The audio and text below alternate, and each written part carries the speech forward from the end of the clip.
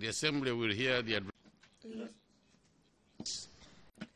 L'Assemblée va maintenant entendre une allocution de son Excellence Andris Bēržņiņš, président de la République de Lettonie. Je demande au service du protocole de bien vouloir escorter son Excellence.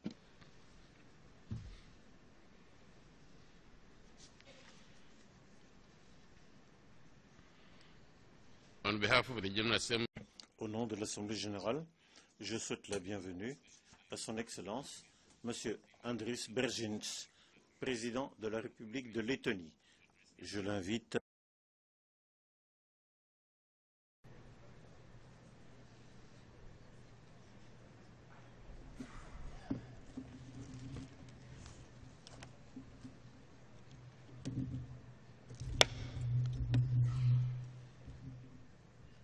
Mr. President, Monsieur le Président, Excellences, Mesdames, Messieurs, nous entamons une étape cruciale des travaux de l'Assemblée générale. Nous devons définir la direction à prendre au-delà de 2015.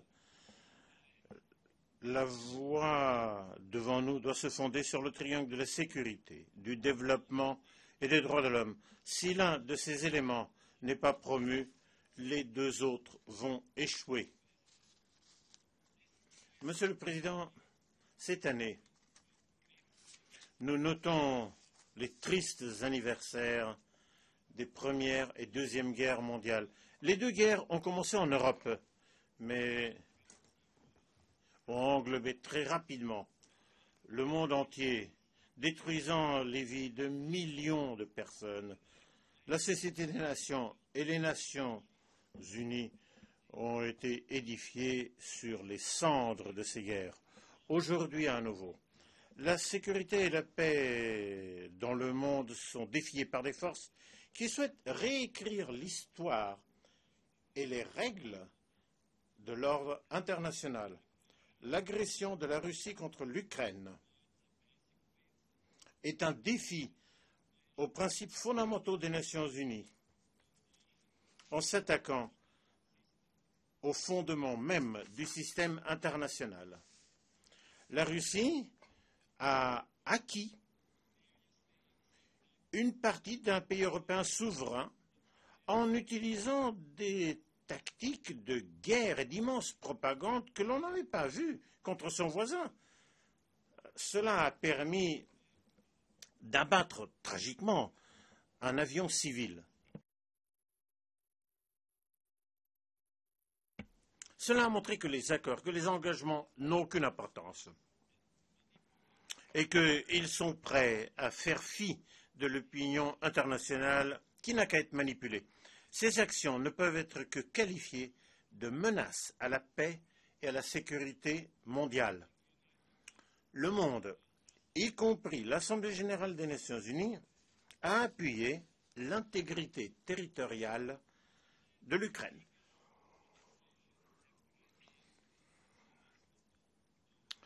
L'annexion illégale de la Crimée et de Sébastopol par la Russie a été condamnée et ne sera pas reconnue par la communauté internationale. La Russie a un rôle vital à jouer dans la sécurité et la stabilité en Europe et devrait faire partie de la solution, non pas du problème. La Lettonie espère que cessez-le-feu convenu le 5 septembre sera appliqué de façon durable. La Lettonie demande à la Russie d'immédiatement retirer ses forces armées du territoire ukrainien et de cesser d'envoyer des armes et des mercenaires aux groupes terroristes. Nous demandons à la Russie de revenir au respect de ses engagements internationaux et au respect du droit international. Monsieur le Président, il y a 75 ans, la décadence du système international s'est avérée fatale pour les États baltes. Deux régimes totalitaires, ceux d'Hitler et de Staline, ont divisé l'Europe. Et nous avons perdu notre liberté pendant 50 longues années. Il y a 25 ans, plus de 2 millions de personnes se sont donné la main et ont formé une chaîne humaine en Estonie, en Lettonie et en Lituanie. La voie baltique a clairement démontré l'exigence des peuples pour la liberté et le rétablissement de leur État. Les peuples baltes ont fait leur choix. Le peuple ukrainien a le même droit de choisir sa propre voie démocratique, ses droits de l'homme et libertés fondamentales.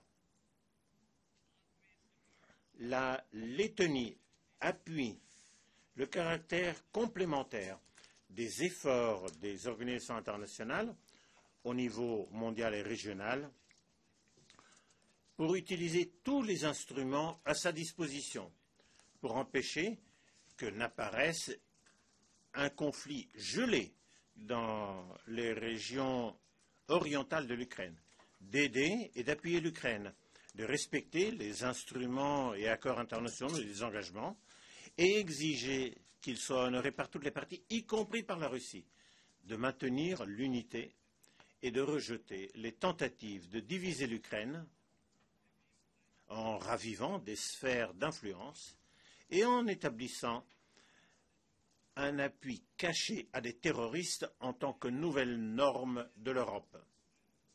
Il n'y a pas d'alternative à un ordre international fondé sur la primauté du droit, la démocratie et le respect des droits de l'homme qui serait à la base d'une paix et d'une sécurité très durables. Monsieur le Président, le règlement de conflits qui dure en Transnistrie, en Abkhazie, en Ossétie du Sud, en Nagorno-Karabakh devrait être des questions prioritaires pour la communauté internationale. En outre, la situation sécuritaire dans l'ensemble du Moyen-Orient est très fragile. Une solution au conflit israélo-palestinien aujourd'hui est essentielle en vue d'établir une stabilité durable dans la région. À la suite de l'escalade de la violence de ces derniers mois, la communauté internationale, y compris la Lettonie, a aidé à faire face aux besoins humanitaires d'urgence du peuple de Gaza.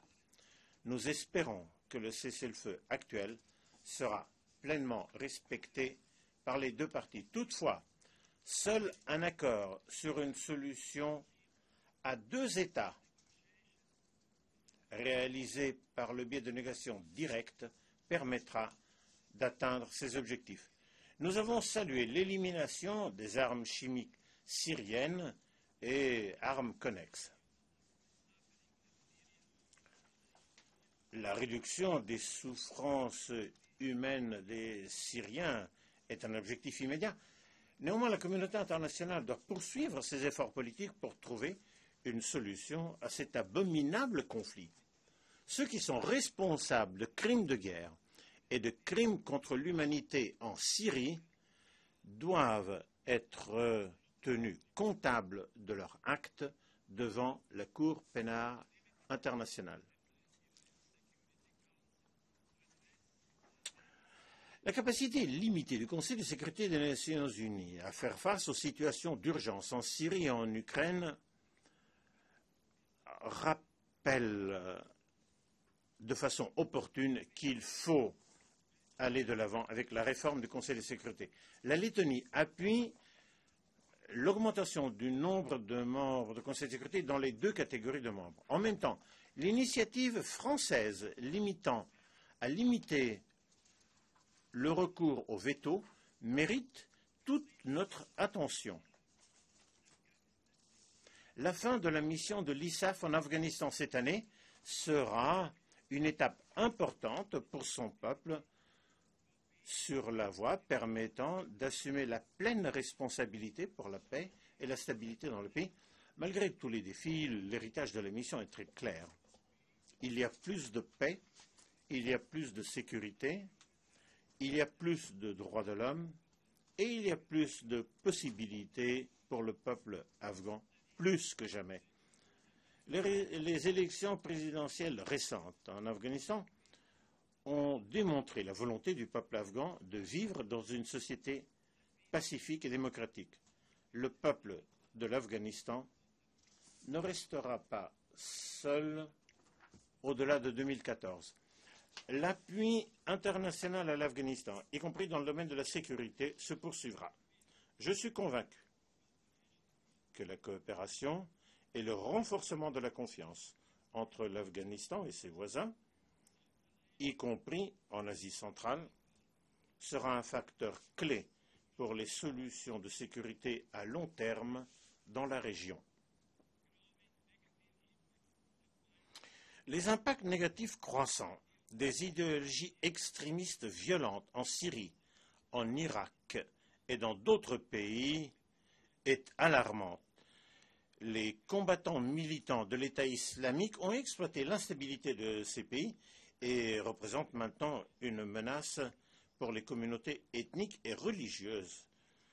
Dans ce contexte, la Lettonie s'est associée aux efforts coordonnés des États-Unis par la communauté internationale pour contrer l'État islamique. Nous avons salué fermement l'adoption par le Conseil de sécurité de la résolution sur les combattants étrangers. La Lettonie a déjà commencé à préparer des mesures pour empêcher le recrutement et l'appui aux combattants étrangers. La Lettonie est préoccupée à propos de la sûreté des journalistes au cours de troubles et de conflits politiques. Tous les journalistes emprisonnés doivent être libérés. Des médias libres et l'accès à l'information, y compris en ligne, sont des composantes essentielles de toute démocratie. Armed conflicts in Africa. Les conflits armés en Afrique ont une incidence sur la stabilité et le développement durable de son peuple. La Lettonie prend part aux opérations de paix et de sécurité au Mali, en République centrafricaine, pour contribuer au règlement du conflit et pour améliorer la situation sécuritaire dans ces régions. La Lettonie est prête à s'engager à renforcer le maintien de la paix mondiale des Nations Unies. La Lettonie salue le dialogue en cours entre les pays E3+3 et l'Iran, visant à négocier un accord global sur le programme nucléaire de l'Iran. Les parties concernées, avant tout l'Iran, doivent tout faire pour utiliser le temps supplémentaire accordé pour dégager une solution. Nous devons travailler pour relancer le programme de désarmement et de non-prolifération à l'échelle de la planète. Le succès de la conférence de 2015, conférence d'examen du TNP nucléaire, dépend de la recréation de la confiance et d'un objectif commun entre les États parties. La Lettonie a été un des premiers États à signer et à ratifier le traité sur le commerce des armes. Nous exhortons tous les membres des Nations Unies à le faire. La paix et la sécurité encouragent le développement durable et ses objectifs. Sans société pacifique, on ne peut réaliser un développement durable. Chaque pays assume sa propre responsabilité pour atteindre cet objectif. Nos sociétés ont besoin de gouvernements honnêtes et responsables qui les protègent de la violence et de la criminalité et assurent les libertés fondamentales et une croissance économique soutenue.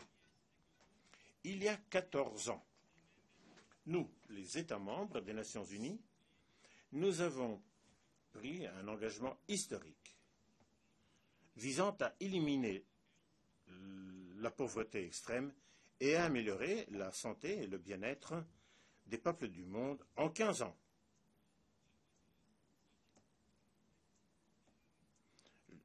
Nous devons aller plus loin. Nous devons nous attaquer aux conflits, au terrorisme, aux inégalités, à l'absence de l'état de droit, le changement climatique, les catastrophes naturelles, les aspects sociaux, économiques et environnementaux de la viabilité du développement doivent être traités de façon équilibrée.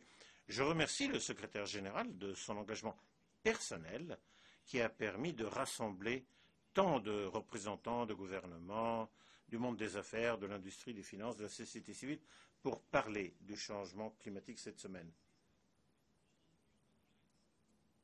La Lettonie appuie chaleureusement les initiatives du secrétaire général.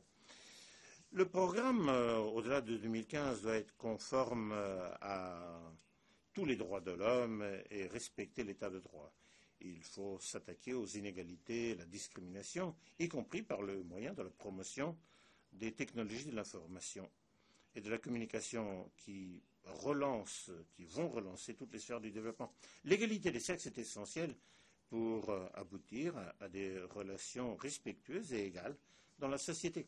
Ces valeurs sont importantes pour la Lettonie. Nous allons continuer de les défendre au niveau de la planète en tant que membres, nous l'espérons en tout cas, du Conseil des droits de l'homme pour 2015 à 2017. Et enfin, mais c'est important, le programme au-delà de 2015 doit se fonder sur des mécanismes de responsabilité très fermes et des partenariats mondiaux renforcés. Ce programme a besoin d'un engagement actif des gouvernements, de la société civile, du secteur privé, du système des Nations Unies. Excellences, Mesdames, Messieurs, au cours du premier semestre de 2015, la Lettonie va assumer la présidence du Conseil de l'Union européenne. L'Europe a besoin autant que le monde a besoin de l'Europe. Voilà pourquoi la présidence lettonienne va se concentrer sur le renforcement de l'activité mondiale de l'Union européenne. Nous allons travailler de façon active pour promouvoir la coopération de l'Europe avec ses voisins et avec les pays de l'Asie centrale. Monsieur le Président, je vous assure de l'engagement de mon pays pour prendre une part active aux efforts pour façonner notre avenir commun. Je vous remercie.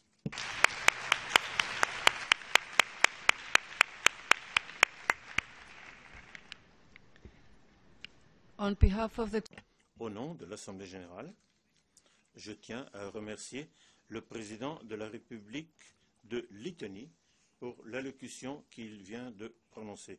Puis-je demander aux représentants de demeurer à leur siège pendant que je raccompagne le président.